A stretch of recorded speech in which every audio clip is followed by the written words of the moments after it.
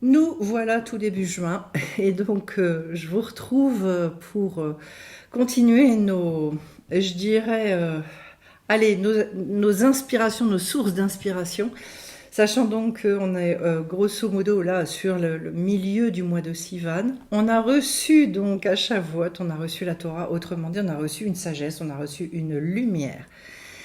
Et cette lumière-là, vous avez peut-être justement vécu un moment où ça a été un peu compliqué, un petit peu mouvementé. Pourquoi? Parce que quand la lumière, elle descend, ça remue. Il y a des dévoilements, il y a parfois, et à cause de nos résistances, une forme de blocage, et que ces blocages-là, on a besoin d'apprendre à les traiter petit à petit pour que ça glisse, allez, ça passe, ça passe. Mais il peut y avoir, ça peut être, contrairement à ce qu'on pense, ah oui, allez, la lumière, les dévoilements, etc., c'est formidable, c'est fabuleux, ben, c'est pas forcément en tout cas, juste au moment où, pas forcément le moment le plus confortable, on va dire ça comme ça.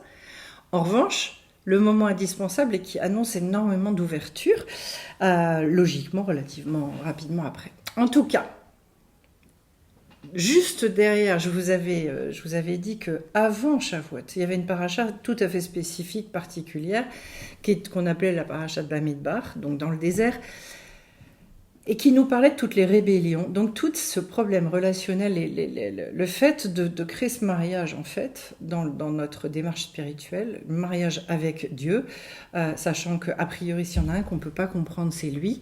Et donc, en fait, comment on va s'organiser, en fait, dans ce rapport-là, et qu'est-ce qui nous est demandé, finalement, par Hachem, puisque, a priori, entre lui et nous, eh bien, justement, c'est jusqu'où nous on peut aller, qu'est-ce qu'il exige de nous, qu'est-ce qu'il voilà.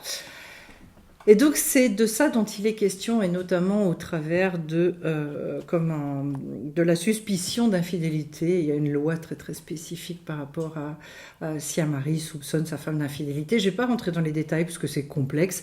Donc on va aller directement finalement aux secrets qui sont cachés derrière ça, pour aller chercher justement eh bien, et comprendre des fois pourquoi est-ce que quand on rentre dans ce type de démarche, on a des difficultés spécifiques, on a je dirais, intérieurement, on peut avoir des gros tiraillements, des doutes, des culpabilités, tout un tas de choses. En tout cas, voilà, l'idée par rapport à cette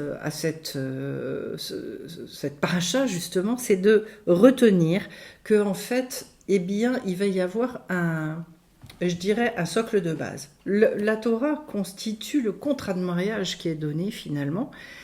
C'est-à-dire, ok, on va vivre ensemble, d'accord? Alors, pour qu'on puisse vivre ensemble, je vais t'expliquer un petit peu la base, les choses incompressibles sur lesquelles en fait on ne pourra pas déroger, toi et moi, à savoir par exemple, et notamment une chose voilà, nette, claire, c'est la fidélité. D'où le fait de dire, bah, il n'y aura pas d'autre Dieu que moi. C'est-à-dire, a priori, soit tu crois en moi, mais tu peux pas croire et en moi, et dans les druides, et dans les je sais pas quoi, et dans l'argent, et dans ci, et dans ça. Et bon. Donc, en fait, a priori, ce qu'on réclame aussi dans un couple humain. D'accord? Je dis bien a priori, parce que c'est plus forcément évident pour tout le monde, mais voilà, cette histoire de fidélité, encore aujourd'hui, normalement, même si elle n'est pas admise par tout le monde, il y a quand même un certain nombre de personnes qui effectivement l'admettent.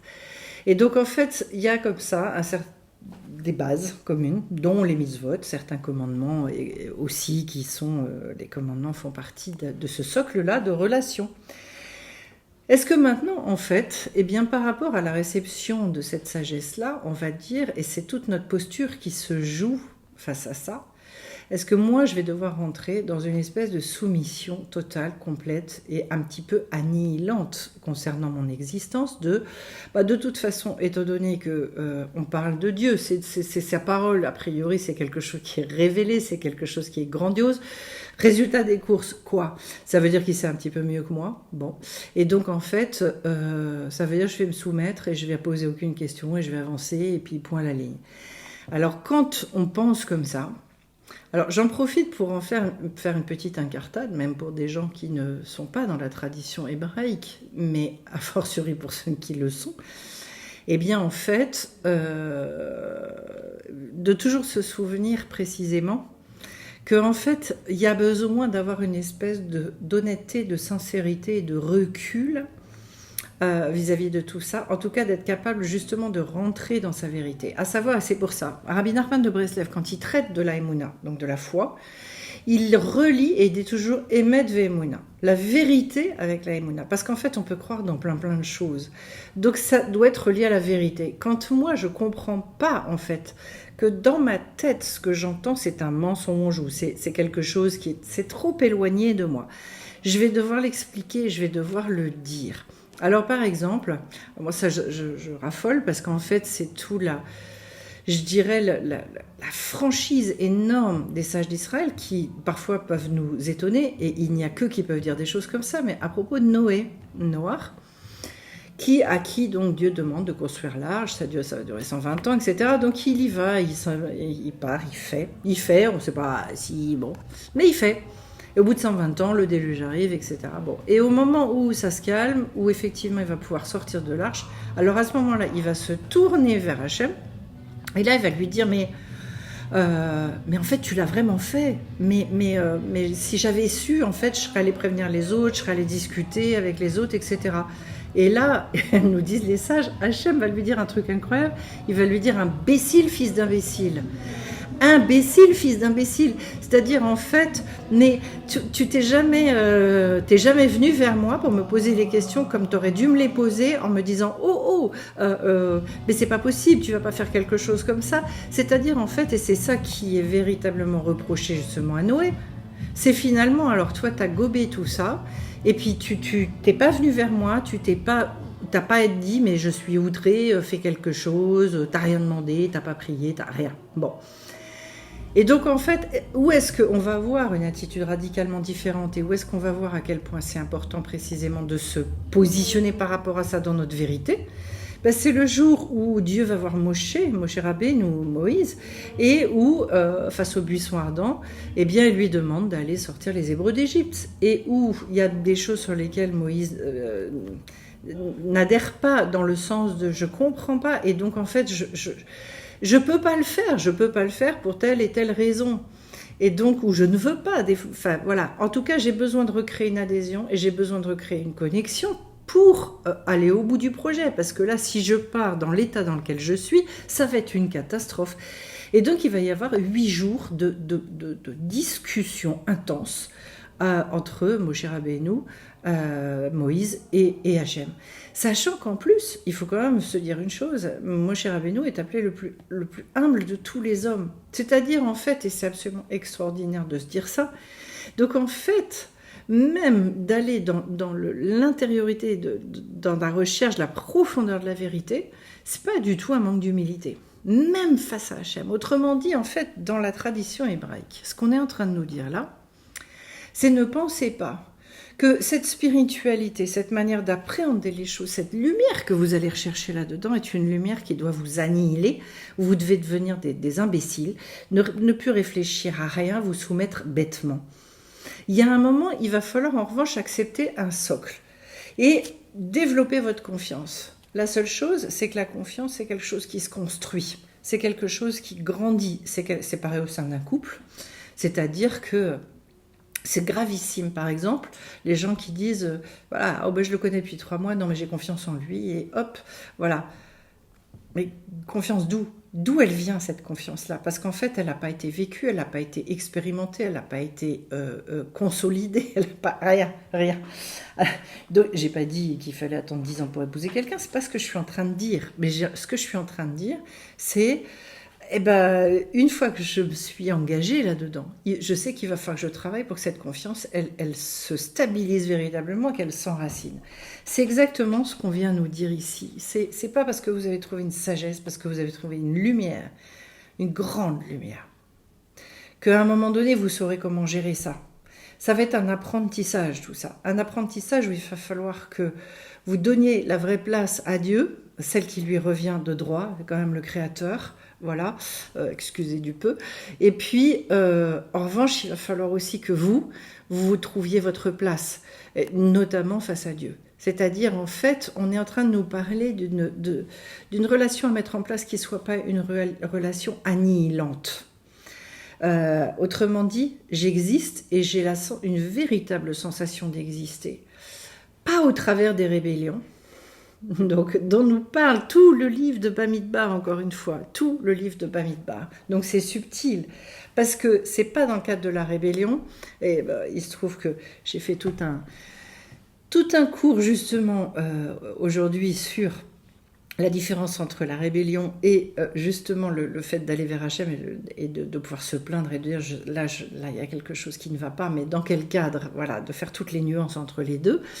Autrement dit, c'est la rébellion, c'est quoi? C'est dire puisque c'est comme ça, je claque la porte et puis de mariage il n'y a plus.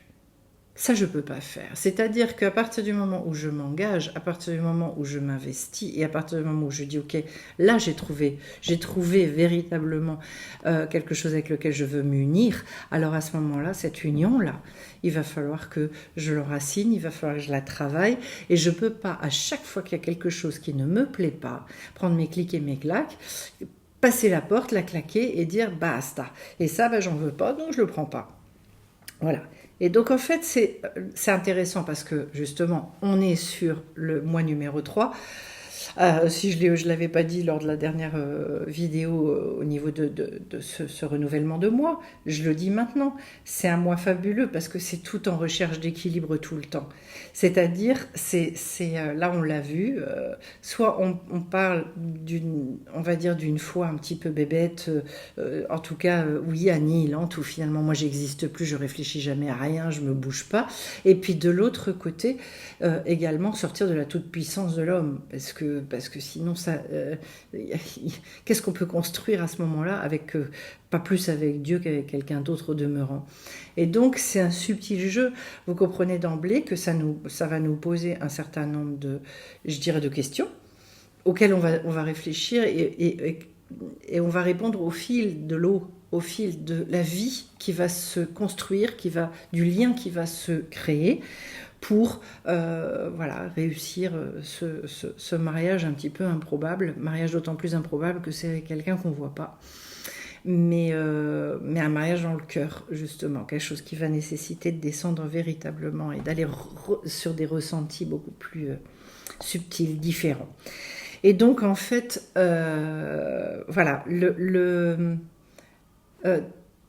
tout peut être dit, tout peut être exprimé, tout peut être, mais dans le respect. Et j'ai envie de dire, c'est exactement pareil que dans n'importe quelle relation humaine, a fortiori relation de couple, même avec nos enfants, avec nos amis, etc. Même avec nous-mêmes. On a aussi une relation avec soi. C'est-à-dire à un moment, en fait, je peux tout dire, mais tout. À Hachem, oui. Aux autres, non, pas forcément. Là aussi, on ne va pas rentrer dans le détail. À Hachem, on peut tout dire, ça c'est clair. Mais attention, on y met les formes, on y met... pour véritablement trouver le lien, l'équilibre, je veux dire, et que cette relation, ça puisse être une relation extraordinairement constructive. Donc en fait, se rebeller au sens où l'on fait les Hébreux, c'est-à-dire crier, tempêter, dire c'est n'importe quoi, c'est se comporter finalement un petit peu comme un gamin capricieux et voilà. Ça ne veut pas dire qu'on peut... Encore une fois, c'est très important qu'on ne peut pas s'exprimer quand ça ne va pas, quand il y a des difficultés, etc. Mais ça, c'est autre chose. Voilà. Et donc, en fait, encore cette recherche du juste milieu qui va être une recherche assez enthousiasmante, assez magnifique et qui nous amènera après à la paracha de Baalotera. Ce que je vais vous dire donc pour cette semaine, eh bien, c'est peut-être de vous interroger finalement dans la relation que vous entretenez avec la démarche que vous faites. Dans cette démarche-là, est-ce que justement vous avez conscience de l'espace de liberté qui est le vôtre ? Est-ce que vous laissez de la place finalement à Dieu dans votre démarche ou est-ce que vous vous prenez beaucoup de place ou est-ce que au contraire, eh bien, vous laissez toute la place finalement à Dieu et vous n'en prenez aucune? Alors observez ça et c'est très intéressant, observez ça aussi dans votre mode relationnel avec les autres. Voilà, alors ça veut dire quoi prendre toute la place ou au contraire n'en prendre aucune? Eh bien, prendre toute la place, c'est quand à un moment donné, en fait, je suis dans quelque chose qui est de l'ordre de moi. Euh, Autrement dit, euh, comment tout par rapport à mes besoins, tout par rapport à mes manques, tout par rapport à mes émotions, tout par rapport à moi. Voilà. Bon, ce qui au début d'ailleurs de n'importe quelle démarche spirituelle est assez courant, il ne faut pas s'en inquiéter ou s'auto-flageller par rapport à ça, mais il y a tellement en fait à guérir, il y a tellement de réponses à avoir que c'est normal. Voilà, c'est amené à évoluer, mais il faut juste... En fait, et ce que nous disent les sages, c'est surtout ce qui est important, c'est d'en avoir conscience. Ou alors l'inverse, ça va donner quoi? Ça va être, moi je m'efface complètement. Donc le côté annihilant qui est, bah tant pis, je comprends rien, on me demande de faire un truc, je le fais, ça me fait atrocement souffrir, ça me met en déséquilibre total dans ma vie pour X raisons dans lesquelles je ne vais pas rentrer, mais c'est pas grave, je vais rien dire. Donc pareil dans ma relation avec les autres, bah, les autres me demandent, ils me demandent, je le fais, ils me redemandent, je le refais, ils me redemandent, je le refais, et ainsi de suite. Okay, ça me rend super malheureuse, ils sont extrêmement ingrats, etc. Mais c'est pas grave, je continue. Voilà. Donc en fait, c'est typiquement, et ça, vous comprenez si je le traduis au niveau de la Torah, eh ben ce que je vais pouvoir vous dire, c'est que ça, c'est pas de la Torah Traim, c'est pas de la Torah de vie, ça c'est du poison. C'est pas une Torah de bonté non plus. C'est une Torah qui est une Torah, alors soit parce que j'ai vu faire par tradition, c'est une Torah de culpabilité ou c'est une Torah de je sais pas quoi, mais il n'y a pas la vie là-dedans. Donc en fait, et c'est très intéressant d'ailleurs de voir la relation qu'on entretient finalement avec les sagesses. De voir est-ce que moi je suis là avec la bouche ouverte, je gobe tout ce qu'on me dit et puis voilà, et je remets rien en question, je réfléchis pas sur grand chose et si on me l'a dit c'est qu'on me l'a dit. Ou alors est-ce que ça me met en rébellion, en révolte, comment je traite cette révolte, etc. etc. Voilà. Donc il y a en tout cas, et de savoir une chose, il y a un panel de réponses par rapport à toutes les questions qu'on peut soulever. C'est ça qu'il y a d'extraordinaire et qui m'a toujours beaucoup émue dans la relation avec la Torah et petit à petit la relation qu'on développe avec les tzadikim, avec Hachem, etc. C'est que finalement se déploie, s'ouvre le sens des choses au fur et à mesure. Et les questions sont remplacées par d'autres questions, puis encore d'autres, etc. Le but étant que là où on en est, en fait, on soit bien. Donc en fait, et globalement, ce qu'on va nous dire, c'est il n'y a aucun problème à avoir des questions dans la Torah, aucun. La seule chose, c'est qu'en fait, on ne peut pas vivre dans une espèce de relation complexée avec nos questions. Autrement dit, je peux poser toutes les questions exactement comme je le ferais en cours avec un professeur et demander. Mais le professeur là, qui se trouve être Hachem, il va me répondre quand il va me répondre et comme il va me répondre. Voilà, j'ai un certain nombre de choses à expérimenter. Ça va d'abord se passer parce que je vais aller expérimenter, vivre la chose.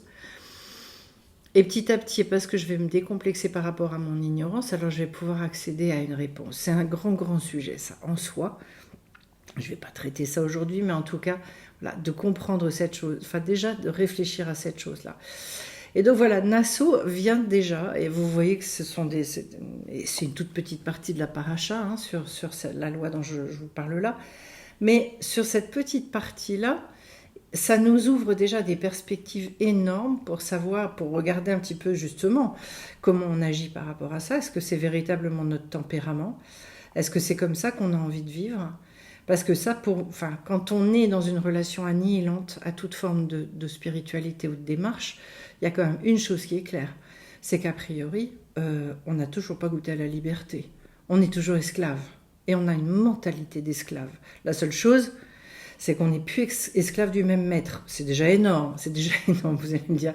Mais en fait, c'est ce que Hachem nous propose, et dans la tradition hébraïque, il nous propose de devenir serviteur, pas esclave, et même fils, encore un degré au-dessus, c'est-à-dire de comprendre à un moment donné, fils et fille, qu'en fait on a ce lien de filiation.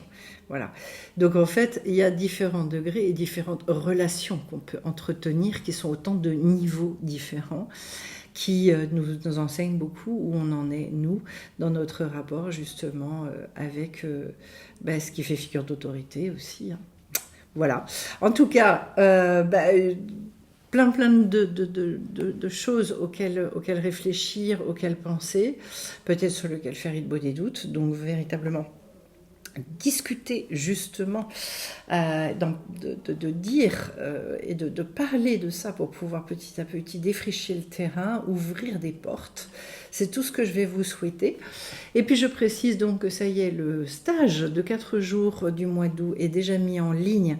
Un nouveau stage qui s'appelle Prendre soin de soi. Je vais parler un petit peu de ce sujet-là. Et puis, j'invite également ceux qui éventuellement voudraient faire le stage sur le cœur. Puisque j'avais fait un stage comme au printemps. Si y a des stages qui vous intéressent, allez voir sur le site, dans la boutique, et puis dites-le moi pour que je réouvre éventuellement des stages sur d'autres dates. Je vous souhaite à chacun plein de belles choses. Je vous retrouve assez vite sur la chaîne. Au revoir à tous.